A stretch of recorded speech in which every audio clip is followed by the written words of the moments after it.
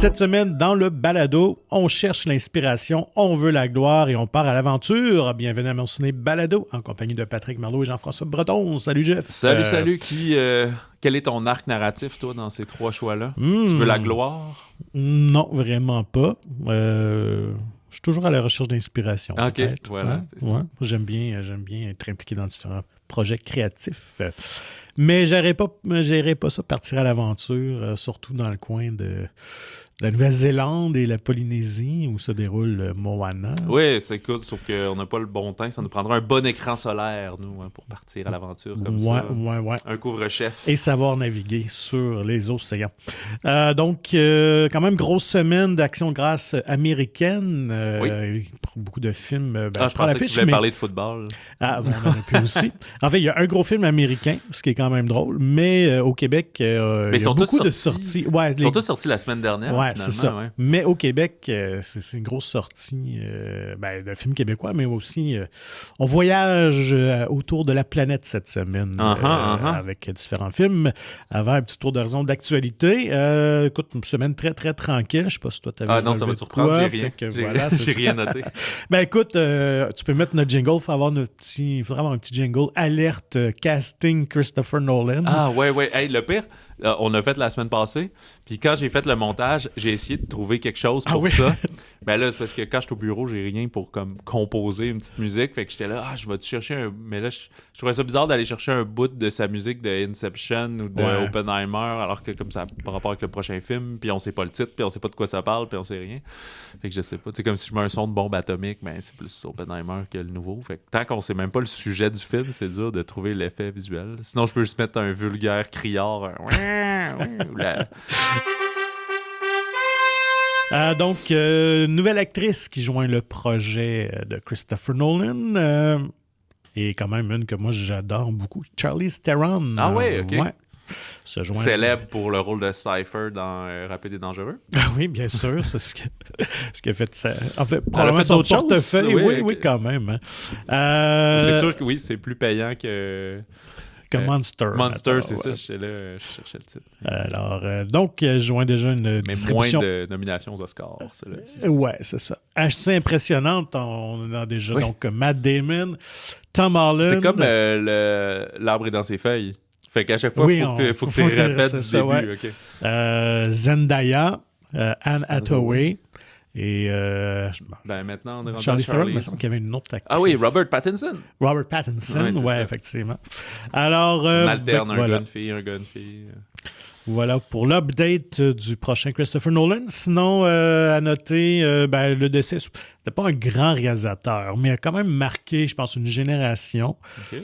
Par ses comédiens, il était membre d'un trio, le trio Zaz, Zucker, Abrahams, Zucker. Alors, c'est Jim Abrahams qui est décédé, qui sont derrière les films Airplane, Top Secret. Ah, ok. Et Jim Abrahams avait également co-scénarisé avec eux The Naked Gun. Ouais, c'est ça. Et par la suite, lui, il est allé faire... il est resté dans le mode de parodie en faisant les deux Hot Shots seul de son côté. Ah, quand même. Cool, fait que c'était vraiment... Hot Shots, c'est plus mon âge, c'est-à-dire ça a marqué mon enfance. Début des années 90. De Rambo, puis de Top Gun. Ouais, puis, c'est ça.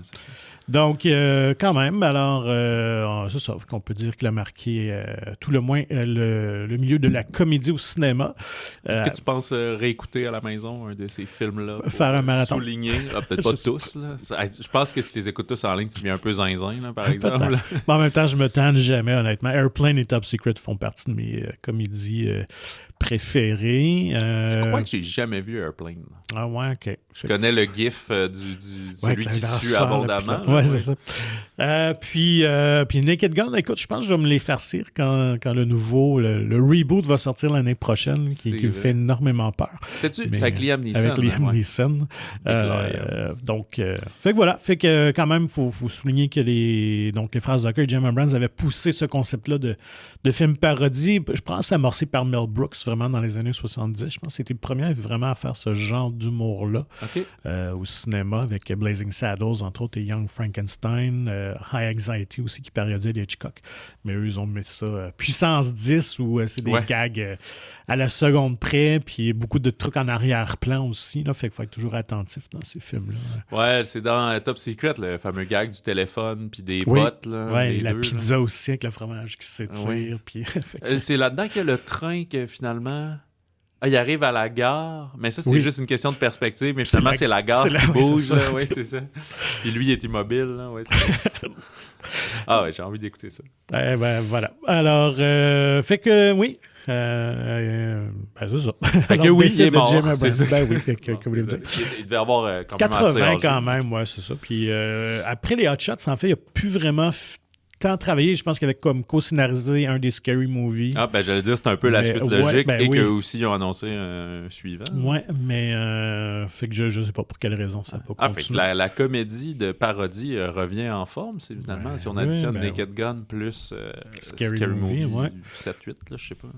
Et petit lien vers Moana 2 qui prend l'affiche parce qu'on sait qu'il y a en préparation, en tournage, une version live action avec de vrais personnages du premier Rock Moana. Est dans le live action, c'est Dwayne Johnson, donc reprend son rôle de Maui. Ouais. Mais on l'a photographié alors sur le plateau.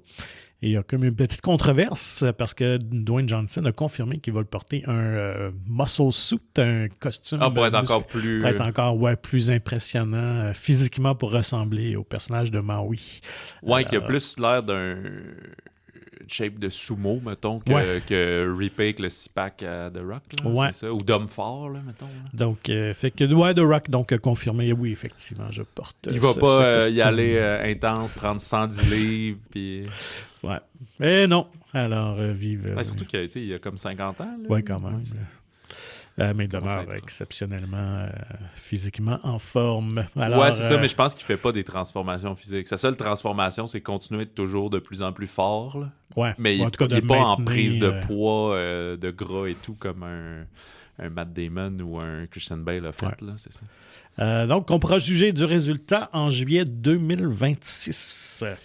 Sinon, bande-annonce de petites... en fait, je pense un des gros films québécois de l'année prochaine vient d'annoncer ses couleurs. Oui, c'est très logique parce qu'on y viendra avec la sortie de Mademoiselle Bottine. Eh bien, Iminofilm montre leurs les prochaines flèches de leur carquois. C'est rare qu'on fait ça au Québec quand même, de sortir une bande-annonce 7-8 mois d'avance. C'est pour les gros films d'été. Souvent, Deux femmes en or l'avait fait un teaser, lui aussi, qui va sortir en juillet, puis il avait sorti ça quasiment l'an dernier, l'été passé, je pense, pour les belles-sœurs ou menteuses qui voulaient le placer. C'est juste pour ça que ça s'en vient, là, mais les billets sont pas encore en vente. Menteuse, donc la suite de Menteur. Ouais. Fait qu'on n'est plus avec le personnage de Louis-José Hood, mais plutôt celui de Anne-Élisabeth Bossé et Antoine Bertrand. Eh bien, c'est Annélie, je me souviens plus le nom de son personnage. Non plus. Geneviève, Juliette, Annie. Qui ment comme elle respire, mais pas tout à fait pour les mêmes raisons. C'est-à-dire que celui de Louis-José, il mentait plus pour se chercher des excuses parce qu'il était toujours en retard ou quoi que ce soit. Elle ment plus pour pas faire de la peine aux autres un peu. C'est un peu ça. Là. Fait que, ce qu'on comprend, un petit teaser d'1 minute, fait qu'on se retrouve dans la même problématique, que ça va créer un univers parallèle où tous ces mensonges deviennent réalité. Là. Fait qu'on est plus dans le bien paraître de ce côté-là. Non, quelques bonnes blagues, je pense, qui s'en viennent. Là, quand elle est toute liftée et en prison, et je sais pas trop comment le film nous mène à gauche puis à droite, mais j'ai beaucoup d'attentes pour ça, quand même. Puis honnêtement, j'en avais pas tant pour Menteur. J'étais comme indifférent au film. J'ai vu le film, c'est sympathique et tout. Mais je sais pas comment dire, on dirait que je trouve ça plus facile mettre Louis-José ou un humoriste reconnu dans un rôle comique. Je trouve que là, mettre ça juste sur Antoine, donc il va avoir peut-être plus de présence ou encore peut-être un même rôle secondaire. Puis Anne-Élisabeth, qui oui, a commencé à faire du stand-up, mais c'est plus une comédienne à la base, comédienne qui a fait de l'humour avec les appendices, avec un peu les belles-sœurs aussi, qui sont volets comiques là-dedans et tout. Fait que j'ai bien hâte de voir ça. Oui, moi aussi, mais en tout cas, elle est capable de pousser l'absurdité. Puis c'est aussi l'équipe créatrice qui est derrière ça, donc Émile Godreau, puis Éric Boulian, puis il y en a un troisième qu'on oublie son nom, désolé. Guy. Alors, 9 juillet 2025 pour Menteuse. Assurément un des gros films de l'été au Québec. Et un autre aussi, je pense, qui va être très, très gros, c'est la version en prise de vue réelle, mais avec un personnage animé, c'est Lilo and Stitch. Qui aura droit à sa propre version remake. C'est Disney qui continue à exploiter leur catalogue. Là, juste cette année, Blanche-Neige va sortir en mars. Mais Lilo et Stitch en mai, puis sûrement un autre pour Noël prochain. Là, on a Mufasa 2, c'est comme du faux prise de vue réel, mais ils le vendent comme du prise de vue réel. C'est ça. Alors que là, c'est la méthode Sonic, donc on a des comédiens, mais le personnage de Stitch est animé. Ou un peu la méthode Roger Rabbit, mais en 3D. C'est ça. Donc écoute, c'est vraiment un très petit teaser, je mets une trentaine de secondes, juste pour montrer le résultat visuel de Stitch, évidemment, et donner l'envie le goût aux gens d'aller le voir, et surtout d'acheter beaucoup de produits dérivés lorsque le film sera tu penses qu'ils font ça? Je pense un petit peu, j'ai l'impression. Je n'aurais pas cru qu'il aurait fait le lien chez Disney. Mais ce qui est intéressant, c'est le réalisateur, c'est Dean Fleischer Camp, qui a réalisé Marcel the Shell with Shoes On pour A24, qui était quand même un film assez spécial. Oui, c'est comme un peu un journal faux, un peu, comment on appelle ça, documentaire. Ouais, donc, fait que voilà, fait que c'est pas un tâcheron, là. Je pense que c'est vraiment un artiste qui est derrière le film de Lilo and Stitch. Alors, à découvrir le 23 mai 2025, si je ne me trompe pas, qui est la même fin de semaine que Mission Impossible 8. Alors, tu vas avoir un choix déchirant à faire. Oui, c'est ça. La refonte du film que j'ai jamais vu ou la suite. T'as jamais vu Lilo Stitch? Non, c'est dans mon angle mort de quand j'étais juste trop vieux, et on viendra à Moana dans quelques instants, mais même chose, je suis pas du tout un spécialiste. Évidemment, moi, Lilo and Stitch, je l'ai découvert sur le temps parce que j'ai une fille plus âgée, donc ça faisait partie des films qu'on regardait quand elle était petite, mais pas lors de sa sortie originale. C'était quoi? C'est 2003 peut-être, me semble. Ouais, au milieu des... Ouais, c'est ça. Dans ces années-là. Sinon, pour les fans de Pedro Almodovar, son premier film en anglais, c'est quand même dur à croire avec la carrière qu'il a. The Room Next Door, qui prendra l'affiche en janvier. De 17 de mémoire au Québec. Qui a quand même remporté le Lion d'Or à Venise. Donc, il met en vedette Tilda Swinton et Julianne Moore, d'anciennes collègues de travail, amis, peut-être même un peu plus, qui se revoient après plusieurs années alors que l'une d'elles est mourante. Exact. Ouais, puis je pense qu'elle est en perte.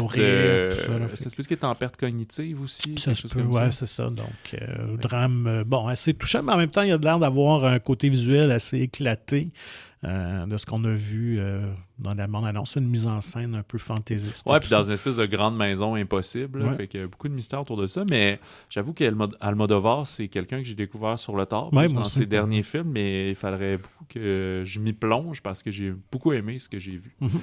Alors, je trouve que c'est une grande sensibilité de cinéma qui me rejoint énormément, et surtout qu'il y a comme Penelope Cruz dans la moitié de ses films, puis elle est toujours brillante. Et qui laisse, depuis ses débuts, vraiment une grande place aux femmes, aux actrices, aux jeux féminins, tout ça. Fait que c'est intéressant. Alors, voilà pour les bandes annonces. Je sais pas si toi... Oui, tu avais relevé... Non, c'est bon. Non, j'avais écrit Menteuse, puis on en a parlé. Super. Allons-y donc avec les sorties de la semaine. Débutons avec notre film québécois. Yes. Allons-y avec Mademoiselle Bottine de Yann Lanouette-Turgeon. Oui, alors c'est Les Contes pour tous. Ils sont de retour pour durer, car il y avait eu Coco Ferme il y a 2 ans. Et là, c'est au tour de Mademoiselle Bottine, qui est une relecture de Bac et Bottine. C'est pas un remake, on fait juste reprendre cette idée-là de la jeune fille qui se retrouve orpheline, qui aime les animaux, dont une moufette, qui se retrouve chez un mononcle qu'elle connaissait pas, qui baigne dans la musique. Qu'est-ce qui se passe exactement ici, plus en détail? Alors, la jeune Simone de 11 ans, après le décès de sa grand-mère, se retrouve confiée aux services sociaux. Mais en attendant qu'on lui trouve une famille d'adoption, son oncle Philippe, donc le frère de son père, va la prendre. Il n'a pas le choix de la prendre, mais lui, ça ne fait pas non plus son affaire pantoute parce qu'il est dans une période de rush où il faut qu'il termine un opéra qu'il doit livrer. C'est un compositeur de musique. Mais il n'y a comme pas d'inspiration, il y a bien de la misère à rendre ça, et il souffre d'une bonne anxiété sociale et d'agoraphobie, fait que ça fait beaucoup de choses à gérer dans sa vie, et elle qui se retrouve sans grand-mère, doit quitter la campagne, arriver dans un condo en ville, aller à l'école alors qu'elle n'y allait plus, fait que les deux, il y a un choc de pas des cultures, mais de personnalité. De personnalité, puis de routine. C'est une tempête d'énergie, il faut le dire. Voilà, au grand cœur qui veut sauver tous les animaux. Fait que c'est un film familial, donc est-ce que leur rencontre permettra de les aider à fleurir chacun de leur côté? Et peut-être voudra-t-il plus de la confier à une famille inconnue, mais peut-être s'attachera-t-il trop tard pour pouvoir avoir la garde de la jeune Simone? Donc même si c'est une relecture de Bec et Bottine, c'est toujours audacieux de s'attaquer à un monument du classique du cinéma québécois. Alors, qu'en as-tu pensé? Moi, j'avoue que j'ai pas tant de souvenirs de Bec et Bottine parce que je l'ai vu comme très jeune, puis c'est pas celui que j'ai le plus vu. Fait que je sais qu'il y a Maï Paiement puis La Moufette, mais exactement le détail et tout, je m'en souvenais pas. Mais j'ai adoré ça, Mademoiselle Bottine. J'ai adoré, je vous dis quand même, c'est un film familial. Il y a certaines ficelles ou cordes qui peuvent être évidentes. Pas du côté de La Moufette, pas un toutou qu'on tire avec une corde, mais s'il y a des affaires qui sont arrangées avec le gars des vues, comme on dit. Oui. Mais je trouve ça super charmant, puis c'est une sortie familiale ou un peu nostalgique qui est super bonne. On pense au ciné-cadeau, on arrive au 1er décembre en fin de semaine. C'est comme les 25 jours vers Noël. Ce film-là va être à l'affiche pendant le temps des fêtes. C'est vraiment une très belle sortie familiale, mais aussi... je pense que, je ne saurais jamais comment ce serait, mais je pense que si j'avais un enfant de 14 ans, mais qu'on avait écouté ce genre de film-là, j'irais pour la vibe famille, nostalgie. C'est super beau. Puis Antoine Bertrand, il est génial parce que c'est un contre-emploi, en fait. Là. Antoine est... assez extroverti. Ouais, c'est ça. Il prend de la place. D'anxiété sociale. Exactement. Fait que là, c'est l'inverse. C'est celui qui est en retenue, qui veut pas trop rencontrer les gens, qui spin dans sa tête à l'infini et tout. Fait que ça a l'air naturel parce qu'il y a beaucoup d'entre-gens et de charisme. À l'écran, il est scintillant dans ses yeux et tout, mais c'est pas lui, ce personnage-là, pas du tout. Fait que... Puis le jeu qu'ils ont construit les deux ensemble, on leur a parlé en entrevue, puis c'est rendu une grande famille, là. Puis certains films où des fois on dirait que ça colle un peu moins, mais la plupart, quand ils tournent avec des enfants, beaucoup comme ça, ils s'attachent réellement, tu sais. Fait que toi, j'ai pense pas que tu as détesté. Ah non, j'ai bien apprécié moi aussi. Je trouve que Yann Ouellette-Turgeon a fait un très bon travail au niveau de la réalisation. Ouais, puis il n'a pas fait ce genre de cinéma-là, ni d'émission télé. Là. Il était plus dans le roche-papier-ciseaux. Il est attaché à Villeneuve, les séries X13, les pays d'en haut, là où il a connu Antoine. Imposteur aussi, avec Marc-André Grondin. Fait que... On est plus dans l'action-drame que le côté famille. Et non, fait que, et Dominic James, qui est maintenant le grand Manitou des productions La Fête, qui est aussi le scénariste du film. Je trouve qu'il a fait un bon scénario. C'est intelligent, qui respecte bien les codes du genre. Donc, vous allez être touché, c'est certain. Là. On vous met au défi de ne pas avoir une petite larme à l'œil par certains moments. Oui, puis tu sais, il y a comme un double travail de musique. C'est-à-dire que tu as la musique du film que nous, on voit, mais tu as aussi la musique qu'il crée pour son opéra, pour l'ancien opéra qu'il y a eu, qui avait du succès. Fait que c'est super motivant et émouvant à la fois, tu sais. Et Antoine Bertrand et Marguerite Laurence forment une paire incroyable. Et évidemment, Marguerite Laurence qui fait des petits rôles ici et là, mais là, c'est vraiment un premier rôle, un au cinéma et d'importance. Je pense que c'est un visage qu'on va voir encore pendant très longtemps. On va voir grandir à l'écran. Oui, c'est certain. Là. Puis, on a sorti, en fait, 2 épisodes spéciaux autour du film. Ils sont déjà en ligne. Peut-être les avez-vous écoutés ou peut-être que non. On vous invite à le faire. Il y en a un avec l'équipe du film, donc avec Yann, Antoine et Marguerite. D'ailleurs, qu'on apprend là-dedans, je leur ai posé la question parce que j'étais comme, tu sais, La Petite et le Vieux, c'est sorti en même temps. Les deux, vous avez dû tourner il y a 1 an. Ça devait pas mal se rouler en même temps. Fait que Marguerite a dit, oui, j'ai fait les auditions des deux, puis j'ai reconnu d'autres faces qui ont aussi fait ça. Puis comme il mentionnait, j'avais oublié, mais Marilyn Castonguay est dans les 2 films. Fait qu'Antoine disait, des fois, on finissait le soir, puis elle partait pour dormir à Québec parce que le lendemain matin, elle tournait. C'était vraiment en même temps, ces 2 trucs-là. Fait que, puis, je veux dire, aucun film enlève l'un à l'autre. C'était pas ça l'enjeu. C'était juste, je me demandais au niveau du casting. Puis l'autre épisode, écoute, on va essayer de faire ça plus souvent. On a passé une demi-heure. On aurait pu prendre un 15-20 de plus. On aurait eu du matériel. Avec Dominic James, justement, on a appelé ça, j'ai appelé ça artisan du cinéma. Je sais que des fois, artisan, c'est plus les métiers techniques, mais côté producteur, scénariste, puis tu sais, c'est pas quelqu'un, Dominique, qui est qui a toujours voulu faire du cinéma puis qui a mis le pied là-dedans un peu à la Xavier Dolan qui a tout le monde a un parcours intéressant, mais lui il a commencé dans le hockey, mais dans le hockey prep school aux États-Unis, tes études sont payées parce que t'es gardien de but pour nous, puis à un moment donné il s'est mis à faire plus des trucs artistiques, il a dit bon, il faut que je choisisse le cinéma, mais il est allé faire ses études à Los Angeles, mais pas dans une université, juste des cours à gauche, à droite, ça et là, jusqu'à temps que tout ça le ramène au Québec dans des films, puis il était pas tout à fait à sa place, pas tout à fait sur son X. Comme réalisateur. Ouais, c'est ça, exactement, voulant être un peu le prochain Tarantino, des choses comme ça, ou David Fincher, tu sais. Puis, qu'est-ce qui l'a mené à acheter finalement les productions La Fête, les Comptes pour tous quand c'était en vente, puis que aussi quand tu commences ça, ben t'as pas un film à sortir l'année d'après, faut que tu recommences ton financement et tout. Fait que super cool, il y a beaucoup d'entre-gens lui aussi. Oui, j'ai vu qu'il a fait d'autres entrevues là, dans le journal de Montréal, des trucs comme ça. Fait que, très, très charismatique. Peut-être pas pour rien parce que c'est le fils de Claire Pimpari, de Pascaro. Oui, l'original Pascaro. L'original quand même. Donc oui, une très belle conversation, honnêtement, super intéressant, super gentil aussi.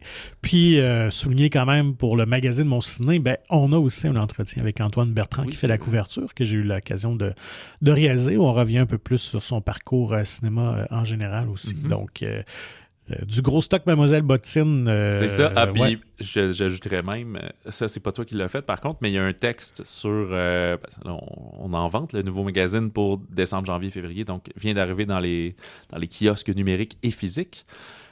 Sur les animaux au cinéma. Parce qu'on fait référence un peu à la fameuse moufette, mais juste comment ça fonctionne en général. Puis on a eu un entretien avec pas nous, mais la personne qui a écrit le texte, je me souviens plus c'est qui. C'est Marie Lefebvre. Salut. Bonjour. Avec une dresseuse d'animaux qui parle aussi des autres projets, célébrités et autres qu'il y a eu là-dedans. Fait que super cool papier. Donc, absolument à voir si vous voulez un beau film en famille. C'est pas bébé, c'est vraiment. C'est les Comptes pour tous, c'est hautement réussi. Ce fleuron est entre bonnes mains. Ouais. Alors, restons du côté familial avec Moana 2. Ouais, écoute, j'ai noté le scénario, le synopsis. Ouais. Mais moi, je connais rien à Moana. Fait que tu me corrigeras si ça fait pas de sens. Là. OK. Je sais même pas qu'est-ce qui se passe dans Moana 1. Je connais rien à ça. Fait que c'est une fille qui a des émotions à l'intérieur d'elle. Oui, c'est ça, exactement. C'est donc, on est dans les Maui. On est sur l'île de Motunui. Fait que c'est comme des descendants hawaïens un peu. C'est ça? Ou même pas? Oui, mais écoute... tout ce coin-là du monde. Parce que c'est pas pour rien que c'est The Rock, c'est Dwayne Johnson qui fait des voix et tout, parce qu'il est très attaché à ça, parce que toutes les autres voix sont pas tant connues, ils prennent des gens un peu plus locaux, justement. Fait que, bref, la fille du chef de la tribu de l'île de Motunui, dans le Pacifique du Sud. Moana est très triste parce qu'elle trouve il n'y a personne sur les îles environnantes et tout. Puis, au cours d'une cérémonie qui va la sacrer grande guide de sa tribu, donc cette jeune Polynésienne va voir une vision, voir une vision, c'est beau ça, une troublante vision qui va donner des réponses à ses questions.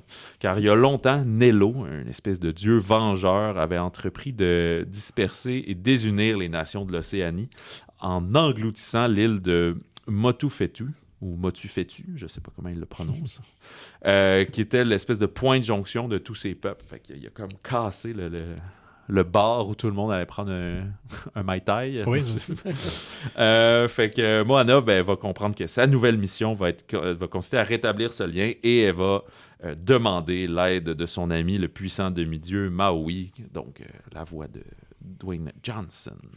Ressemble-tu à ça? Oui, ça ressemble, ça a bien du bon sens. Petit retour sur le phénomène Moana qui avait bien fonctionné. C'était quoi, 2016, me semble. Ah, ok, crème, je pensais que c'était plus vieux que ça. Non, quand même, mais qui est vraiment devenu un phénomène culturel dans les dernières années à cause de sa présence sur les plateformes de streaming, donc de Disney+. Et l'an dernier, en 2023, ça a été le film en plateforme qui a été le plus écouté, toutes plateformes confondues. Ah ouais, ok. Quand même, fait que je sais pas qu'est-ce qui a déclenché ça, probablement des trucs sur TikTok ou whatever.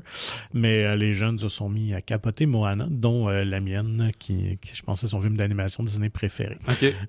Donc les attentes étaient très grosses. Puis dans le fond, Disney a comme surpris un peu tout le monde lorsqu'ils ont annoncé ce projet-là, parce que c'était destiné à être une mini-série sur la plateforme à l'origine. Et là, je pense qu'avec l'année un peu catastrophique l'an dernier de Disney... Je pense qu'ils ont vu un potentiel commercial à ça. Je pense qu'on dit faut aller avec des garanties pour 2024. Alors, ils ont retravaillé, remanié le scénario pour en faire un film. Donc, écoute, pour les fans de Moana, je pense que vous allez bien aimer. Je vais avouer que ça transcende pas le premier film. Là. On n'est pas... c'est pas un Inside Out 2, là. Mais ça demeure un divertissement quand même de qualité. Ouais, c'est pas Pixar, bien ça, fait. c'est vraiment juste Disney Animation. Oui, c'est vraiment Disney Animation. Donc, évidemment, l'environnement, nécessairement, le lieu, la mer, tout ça, c'est beau à voir. Évidemment, les petits personnages, le poulet et le cochon sont très cute et ils vont vendre beaucoup de peluches de ces personnages-là. Il était-tu dans le premier ou c'est juste dans le poulet était plus présent, faisait partie de l'aventure et non le cochon qu'on voyait. Donc, c'est ça. Alors, écoute, c'est comme on dit, du bon feel good, on est là pour avoir le sourire. What you see is what you get. Ouais, comédie musicale aussi, il faut le souligner. Il y a quand même beaucoup de chansons. Classique Disney, oui. Fait que voilà. Alors, Moana 2, je pense qu'il n'y a pas besoin de le vendre plus parce que si vous avez aimé le premier, de bonnes chances que vous allez aller voir le deuxième. Penses-tu que si tu n'as pas vu le premier, on peut rentrer dans le deuxième? Oui, quand même. Ouais. Ça contextualise rapidement le premier film. Là. Fait que, c'est une nouvelle aventure plus qu'une suite, là, d'une certaine façon. Oui, c'est ça. C'est pas une suite directe aux intrigues du premier film. On passe sur de nouvelles bases. On continue en chanson? Oui, allons-y avec Monsieur Aznavour de Grand Corps Malade et de Mehdi Idir. Ouais, biopic, donc biographie musicale de Charles Aznavour, sur Charles Aznavour, en fait. Fait que ce qui est arrivé, c'est que Charles, quand il était jeune, on disait que c'était un fils, c'était un fils de réfugié, il était petit, il était pauvre, il avait un gros nez, il avait pas une belle voix, fait que ça ne marcherait jamais ses affaires. Mais à force de travail et de persévérance et d'une volonté hors norme et peut-être de bons contacts et d'avoir croisé le chemin d'Édith Piaf, ça aide un petit peu. Charles Aznavour est devenu un monument de la chanson et un symbole de la culture française. Fait qu'on va suivre son aventure dans ce qui est quand même un biopic assez classique, là, justement, de remonter sa jeunesse, un peu les difficultés de sa famille qui sont, c'est pas algérien, arménien, voilà. Qui arrive en France et qui trouve ça rough. Puis quand il commence à faire de la musique aussi, on est pendant la guerre mondiale, pendant l'occupation en 42, justement, une affaire comme ça. Fait que, tout le monde l'a rough. Puis je savais pas que son parcours l'avait amené aussi jusqu'à Montréal. Moi non plus. Jusqu'à Serge Postigo, en fait, plus exactement. Puis c'est ce qui m'a aussi surpris dans la production, c'est que c'est pas une coproduction. Des fois, il y a ça, France-Québec, mais c'est vraiment juste une production 100% française, mais ils sont venus... je sais pas s'ils sont venus le faire à Montréal ou s'ils ont juste amené 2-3 Québécois en France, qui serait peut-être moins dispendieux. Ouais, puis écoute, je sais que Postigo a joué aussi dans des comédies musicales en France. Et peut-être qu'il était déjà là, puis ils sont allés chercher à cause de ça. J'ai l'impression que ça peut ressembler à ça. Fait que, voilà. Puis la Marie-Julie Beaupe, qui est peu connue jusqu'à présent, joue Édith Piaf et la joue... Elle le show. Je pense qu'elle la joue mieux que Marion Cotillard dans La vie en rose, là, tu sais. Mais au moment très cinglant, là, peut-être que la manière qu'elle le joue sur tout un film, ça aurait été peut-être plus lourdeau, là, mais ça fait longtemps que j'ai vu La vie en rose.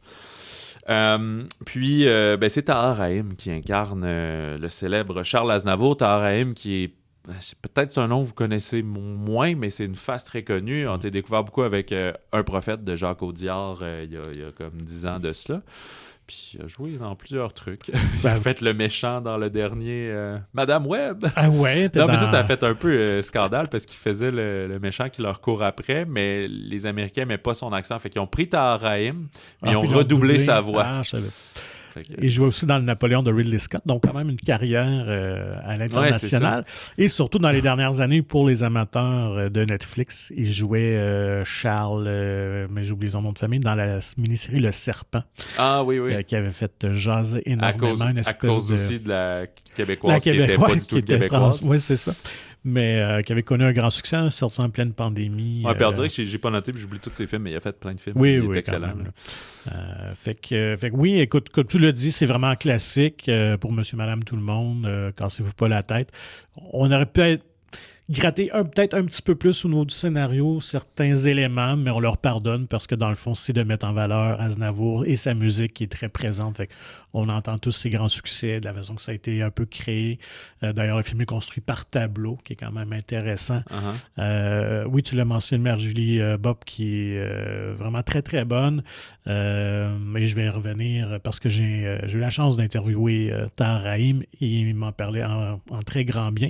En fait, elle est très connue dans le milieu français au niveau du théâtre. Okay. Mais là, c'est la première fois vraiment au cinéma où elle peut être mise de l'avance. Et d'avoir cette Édith Piaf-là correspondait plus à la Piaf que Aznavour connaissait, où elle était très moqueuse et blagueuse, elle pouvait être un peu incisive aussi. Ouais, puis pince sans rire aussi, fait que tu le sais pas si elle a taillé ou si elle veut blaguer. Ouais. Là, ouais. Mais vraiment à voir aussi pour Tahar Rahim qui fait un job incroyable. Il faut dire que c'est lui qui chante aussi à l'écran, j'étais pas certain. Non, c'est pas lui qui chante. Oui, non, c'est lui qui chante. Il me l'a confirmé et autant Grand Corps Malade.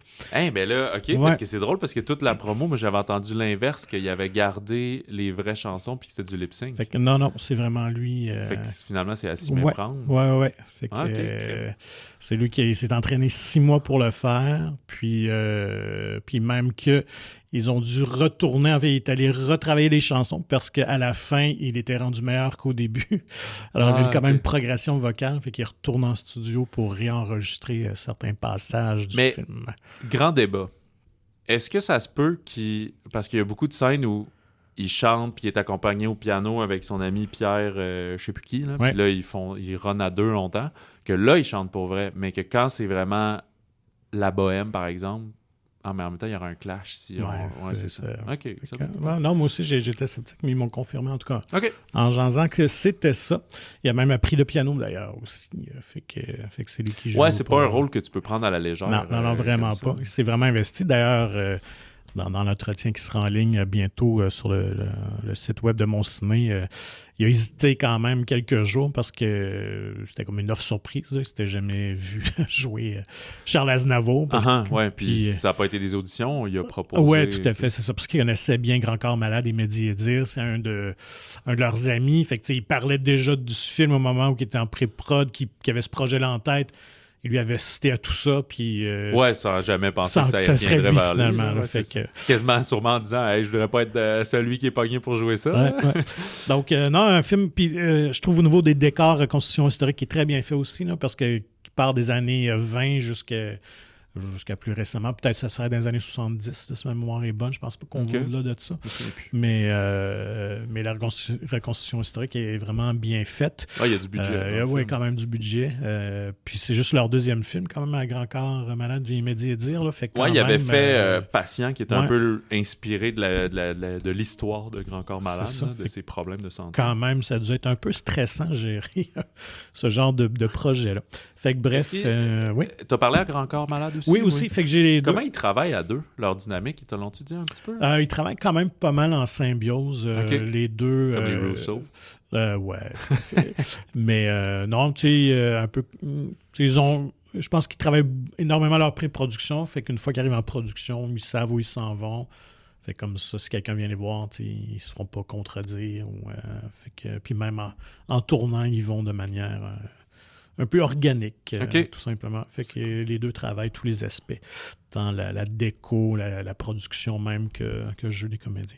Fait que ouais, deux beaux entretiens à aller lire. Et mon gros coup de cœur pour Tahar Rahim, qui est super sympathique, honnêtement.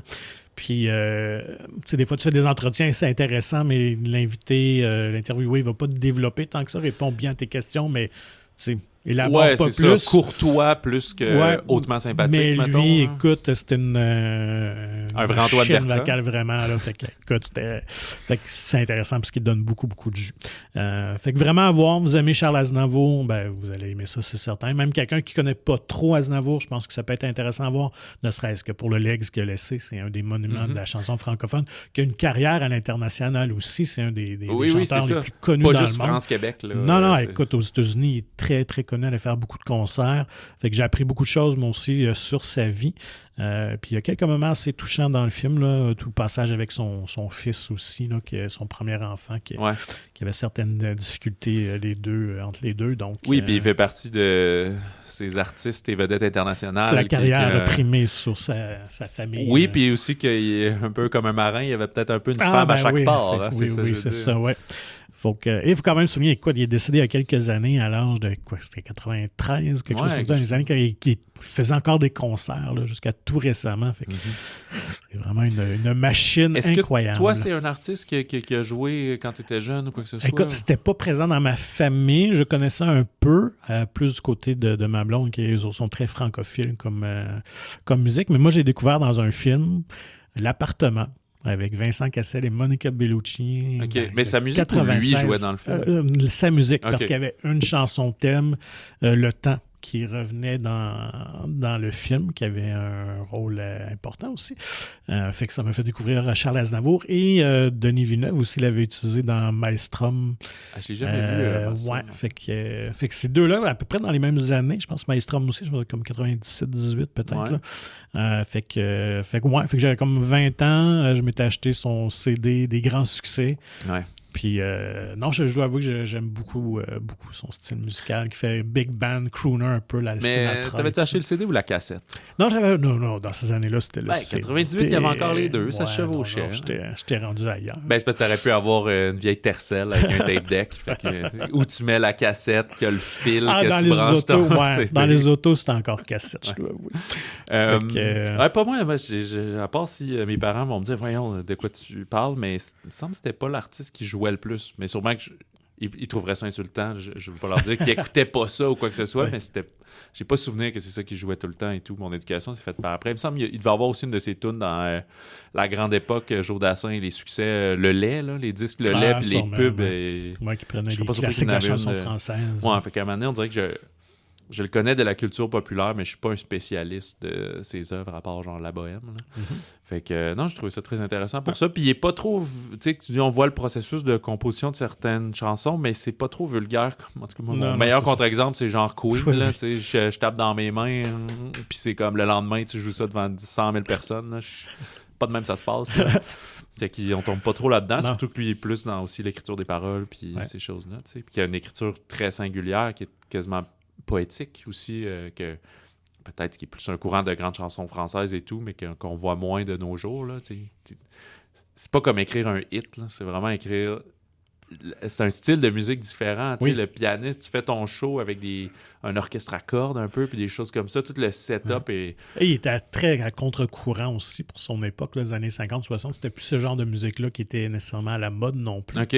Fait que, on était beaucoup dans le chansonnier, Brel et tout ça. Et, Brassens et l'autre aussi qu'on croise dans le film. Là, j'ai oublié son nom.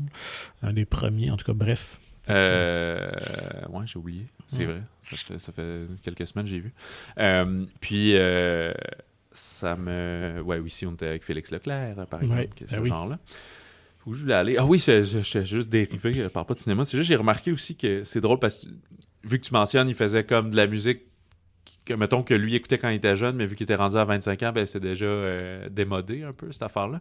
Mais là, aujourd'hui, je vois ça, il y a plein de bands de musique de jeunes qui ont comme 19-20 ans, puis ils remettent des chandails des shorts Dickies, puis des chandails de marques de skate, puis de souliers de skate, puis des Vans, puis ils font de la musique qui ressemble vraiment, ça serait comme du néo No Doubt, genre, mettons, là, que ça, c'était big en 2000 puis en 98, puis là, ils font ça 20 ans plus tard. Fait que c'est comme une nouvelle vision avec une prod un petit peu plus contemporaine, mais c'est ça, mais dans quand même un style musical qui veut aller rechercher ce que probablement eux, leurs parents écoutaient, là. Tu sais, si j'avais justement 45 ans puis que j'avais un enfant de 18 ans, probablement que c'est ça. En tout cas, fait que c'est très drôle. C'est vieillissant et un peu bizarre. Genre. En tout cas, fait que probablement qu'il a créé ce même effet-là. Fait que sur le coup, t'es comme, on fait plus ça, mais finalement, tu pognes juste à la même tranche d'âge. Anyway. D'autres sorties, on a vu des films, des films, je sais pas comment dire sans être péjoratif, là, de grand cinéma, du cinéma international, donc plus niché. Donc, on est beaucoup moins large que Moana, par exemple. On commence par Au-delà de la lumière, ça te va-tu? Un drame indien connu internationalement sous All We Imagine as Light de Payal Kapadia. C'est deux dames, une un peu plus vieille que l'autre. Deux colocs, mais qu'on comprend quand même nouvellement colocs. Les deux sont infirmières et elles vivent à Mumbai. Puis, tranquillement, il y en a une qui... on va comprendre que son mari, il vit plus là, il est dans un autre pays, puis il donne pas vraiment de nouvelles, sauf que... On dirait que c'est un mariage arrangé aussi. Ouais, c'est ça, mais elle honore ce mariage-là, donc elle rencontre personne d'autre, puis elle a pas d'enfant, puis elle espère qu'il va redonner des news. Et sa coloc, qui est un peu plus jeune, c'est Anu. Elle est un petit peu plus insouciante de l'image publique et tout, puis elle commence à dater, tomber en amour avec un jeune homme, sauf que lui, il est musulman, fait que elle, je sais plus c'est quoi, mais ils peuvent pas vraiment être hindous, fait que c'est pas très bien vu de deux religions différentes de dater, ni pour sa famille à elle, ni pour sa famille à lui. Fait que les deux vivent comme chacun en vase clos, mais à travers différents événements qui vont arriver dans le film, vont comme connecter l'une avec l'autre et se soutenir d'une certaine façon. Parce que je voyais des synopsis que, honnêtement, je pensais que c'était une histoire homosexuelle. Okay. Puis finalement, c'est vraiment pas ça. Non. Parce qu'il disait comme ces événements vont rapprocher les deux femmes et vont peut-être découvrir une nouvelle histoire. Fait que j'étais comme, c'est un film LGBTQ? Puis c'est comme, non. Fait que, ouais, voilà. Puis c'est la forme du film qui est intéressante aussi, c'est-à-dire surtout son rythme. Tu sais, on traite de solidarité féminine là-dedans dans un pays où c'est plutôt patriarcal et tout, ce qu'on comprend. Mm-hmm. Mais on est dans un rythme assez lent où la musique nous accompagne, puis un ton feutré aussi des conversations. Il n'y a pas vraiment de monde qui crie après les autres ou quoi que ce soit. Et tout ça nous mène tranquillement vers une forme de réalisme magique qu'on appelle. Donc, quelque chose que, pas tout le film, mais certains événements, sont-tu vrais ou sont pas vrais, là? Puis est-ce que c'est pas clair, là? Ils font pas un trip de drogue ou quoi que ce soit. Fait que t'es comme, OK. Fait que c'est une forme de poésie qu'on a vue un peu récemment, peut-être dans Jour de chasse, qui lui est un petit peu plus intense dans cette forme-là, tu sais.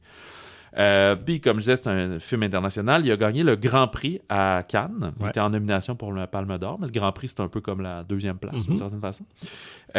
Plus aussi le prix des cinémas Arts et Essais, mention spéciale. Il a gagné des prix à San Sebastian, à Chicago, au Festival de Montclair au New Jersey. Il a joué au TIFF. Je pense pas qu'il était en compétition, mais il a été présenté. Fait que c'est un film qui rayonne à l'international. Fait que, tu sais, attrapez-le quand vous pouvez. Toi, t'as pensé quoi du film?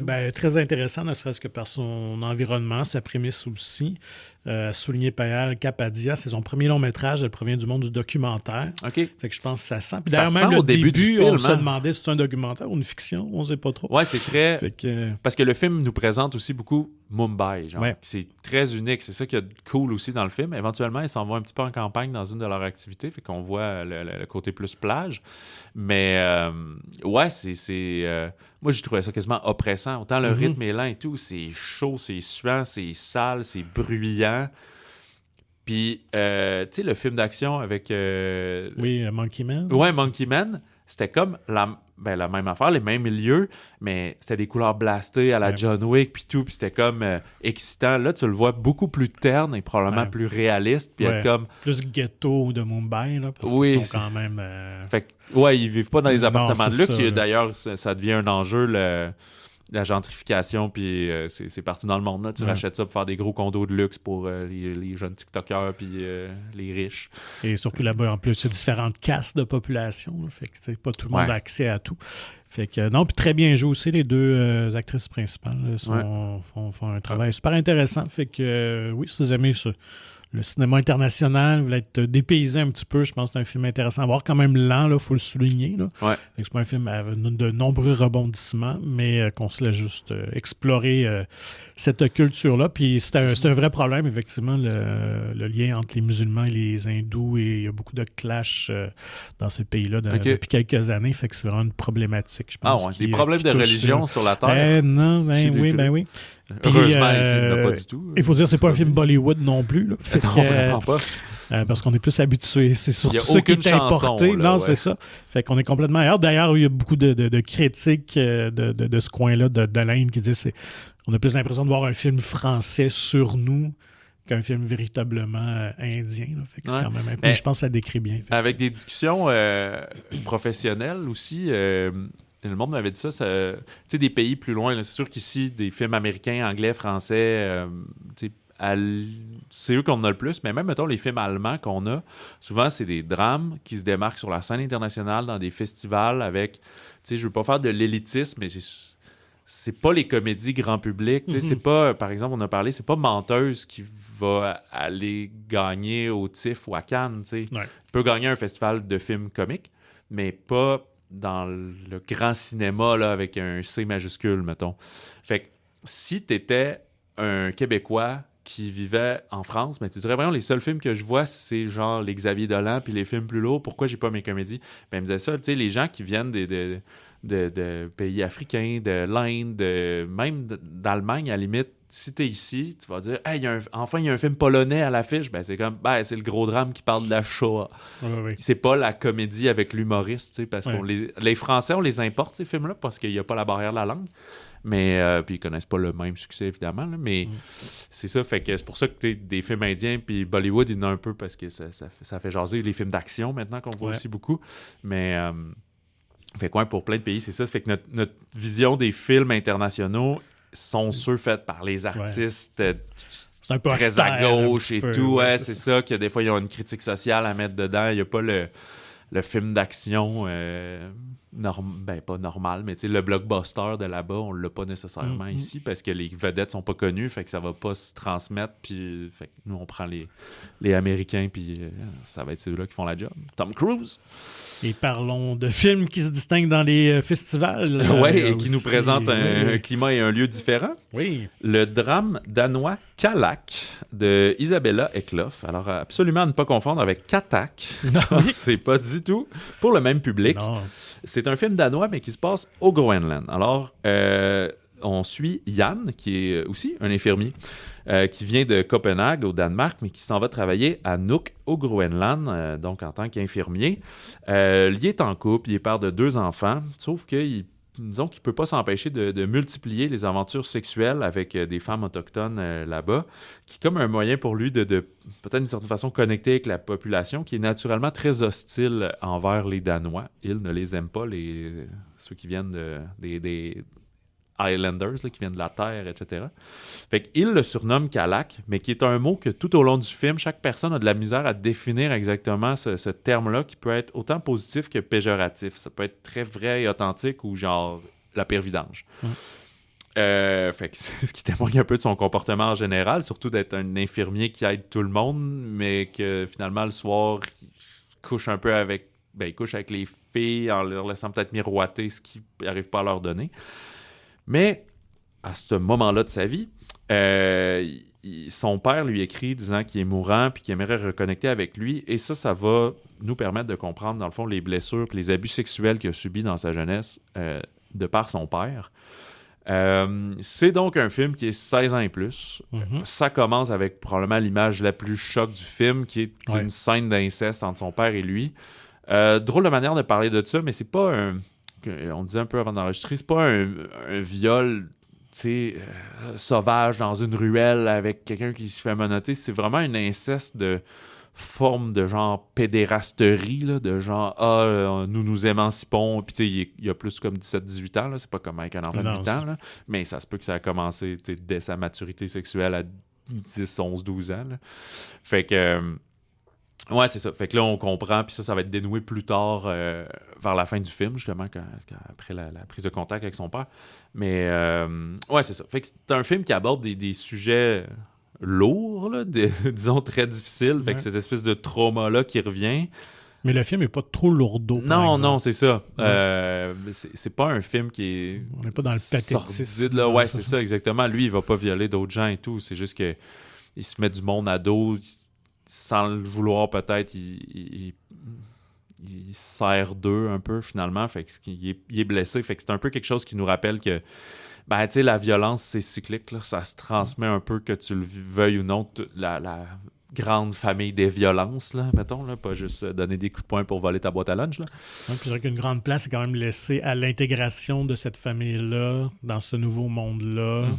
Fait que, on le voit quand même beaucoup dans son milieu professionnel, puis ses relations avec les autres. Fait que ce côté-là, moi, j'ai quand même trouvé ça assez intéressant, parce qu'encore là, je pense pas qu'il y ait grand film qui a été tourné au Groenland. Non, que moi j'ai vu, du moins si ça existe. Il y en a vraiment peu. Fait que tout ce côté-là était quand même assez fascinant à voir. Ouais. Je sais même pas si on pourrait faire un top 10. Fait que c'est un film, il a joué au FNC à Montréal il y a quelques semaines, sinon au film international, le Festival international de San Sebastian, où il a gagné le prix spécial du jury et aussi de la meilleure cinématographie. J'ai lu sur le site de Mediafilm, ils ont posé 8 questions à Isabella Eklof. Puis c'est sûr que le cinéma qu'elle comparait, c'était beaucoup des choses que j'ai jamais vues puis que je connais pas. Puis il y a du Bergman puis des choses comme ça. Fait que c'est un peu ce genre de cinéma-là. Là, comme je dis, elle parle pas de Forrest Gump là, dans ses critiques. Mais elle dit que récemment, elle est très admirative justement de Jonathan Glazer pour l'audace qu'il a eu à faire Zone of Interest. Puis qui est un film qu'on a quand même beaucoup vu ici, là, qui a été mis de l'avant avec ses Oscars et tout. Fait que je trouvais que c'est un bon comparatif de ben, on n'est pas dans la Shoah, là, mais qui parle de la manière de raconter des tabous, un peu, si on veut, là, justement. Quand on parle d'audace, là, je trouve qu'il y a ça un peu dans son film aussi. Le film ne va pas tout dénouer non plus, puis tout répondre. Puis c'est super bien joué par le comédien. J'ai noté son nom, il me semble. Emil Janssen. Parce qu'il a l'air amorphe, mais avec ses petits cheveux frisés un peu trop longs, que ça fait longtemps qu'il est allé chez le coiffeur, puis tout, il a l'air dépassé partout, mais en même temps, ça me faisait penser contrôle. C'était Stewart dans The Big Bang Theory. Ah, j'ai pas assez écouté, je sais pas. Il faisait penser à lui. Mais, moins de jokes, ça c'est sûr. Moins de petites jokes, pas de rire en canne dans Calac. Mais physiquement, avec son regard assez particulier. Fait que ouais, comme je disais, encore là, un film qui bouscule un peu les conventions par sa thématique, mais par intéressant, fascinant à voir par son environnement, sa géographie. À noter que c'est aussi tiré d'une autobiographie de l'auteur Kim Laney, qui est aussi co-scénariste du film. Qui a vraiment vécu tout ça. Donc, lui, il provenait d'une communauté de témoins de Jéhovah, donc abusé par son père. Fait que tout ce volet-là est très vrai et tout ça. Fait que voilà. Fait que dans les deux cas, pour Au-delà de la lumière et Calac, ben, c'est des films qui, sans surprise, prennent l'affiche sur 3-4 écrans cette semaine. Montréal, Québec, je pense Sherbrooke. Fait que c'est dans les grands centres que ça se passe. Là. Ouais. C'est du film de répertoire, comme on dit, sans être... sans vouloir diminuer, ça n'a pas rapport avec la qualité, c'est juste l'exposure des films. On l'avait mentionné un peu dans les dernières semaines que là, il va y avoir aussi des grosses sorties le 20 décembre pour les fêtes, mais sinon, là, le 29, le 6, le 13, il y a des films un peu plus indie qui vont peut-être passer plus en coup de vent, fait qu'on va essayer de bien vous les présenter. Il y a vraiment des belles pépites là-dedans. D'ailleurs, la semaine prochaine, on parle de Comme le feu de Philippe Lesage, qui est aussi un film québécois qui a peut-être pas autant de rayonnement ici qu'un Berger ou que Mademoiselle Bottine, mais qui est déjà à l'international, a laissé sa marque, a gagné des prix à la dernière Berlinale. J'ai discuté avec l'équipe, fait que ça, je vais essayer de mettre l'épisode en ligne au début de la semaine. Fait qu'il n'y a pas de spoiler dedans de mémoire. Vous pouvez l'écouter avant si vous souhaitez en apprendre plus. Si vous êtes convaincu d'aller voir le film, à ce moment-là, je conseille toujours plus après nos épisodes, vu qu'on parle un peu de behind the scene, derrière le rideau. La jeune femme à l'aiguille, qui est aussi un film très niché, qui est en fait, c'est lui qui va être la soumission du Danemark aux Oscars, ce n'est pas Calac. Un de mes films préférés de l'année, très weird, film en noir et blanc qui se passe à la Première Guerre mondiale alors que l'avortement est illégal et tout. Bien hâte que tu vois ça, puis comme je pense que je vais le réécouter pour... on commence à se préparer pour notre top de l'année, puis faire, hey, c'était-tu juste l'effet surprise la première fois? Est-ce que à ce point-là, il faudrait que je me fasse une idée à quel point j'ai adoré ce film-là. Fait que ça, et sûrement d'autres surprises pour le 6 décembre. Comme d'habitude, contactez-nous, écrivez-nous balado@commercialmonciné.ca et suivez le magazine Mon Ciné sur Facebook et Instagram. Et procurez-vous gratuitement le magazine Mon Ciné, la nouvelle édition avec Antoine Bertrand et son beau chapeau, qui d'ailleurs... C'est à peu près le même chapeau que Dominic James avait dans la tournée promotionnelle. Ah oui, t'as remarqué ça. Un beau chapeau élégant, feutré là, et tout. Fait que, ça doit pas être le même littéralement, mais c'est un peu le même style. Mais Antoine l'avait pas dans la tournée promo, il l'avait juste pour le shooting photo. Bref, fait que le magazine qui est disponible en version numérique ou physique dans votre cinéma favori ou souvent dans les commerces autour de votre cinéma favori. Logiquement, des fois, pour faire un petit coup de pub, les pharmacies, les cafés troisième vague. Visitez le monciné.ca pour plus d'informations. Sur ça, on vous souhaite bon cinéma, bon popcorn. Et si jamais vous êtes en manque d'inspiration, là, vous n'êtes pas obligé d'aller jusqu'à adopter une fillette. Très égoïste.